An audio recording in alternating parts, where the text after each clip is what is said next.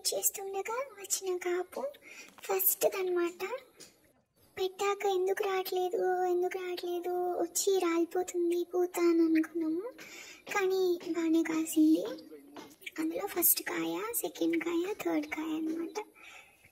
ఇంకా తీసేద్దామా అనుకునే టైంకి ఓకే పూసింది అలాగా.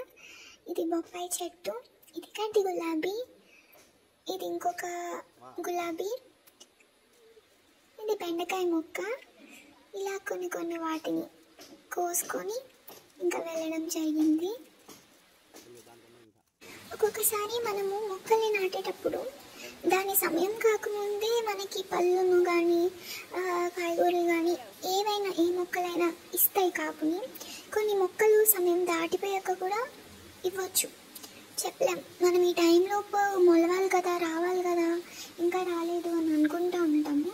కానీ కొన్ని టైం టేకింగ్ కూడా ఉంటాయి, అది మనం గమనించము. కాబట్టి ఓర్పు అనేది కూడా మొక్కలు నాటినప్పుడు అవసరమే. నేను కనుక ఇంక ఇది పుయ్యట్లేదు, వేస్ట్ అయిపోయింది, 2-3 months అయిపోయింది కదా అని చెప్పి ఆ పాదు పీకేసి ఉంటే మాకు బీరకాయలు వచ్చేవి కాదు. కాబట్టి చూద్దాంలే అని ఒక పక్క నుంచి ఆగగా ఇలా దీని కాయని మేము ఈరోజు తినగలిగాము. అదనమాట. జీవితంలో కూడా కొన్ని విషయాలకి చాలా ఓర్పు, సహనం అనేది అవసరం. Thank you, bye.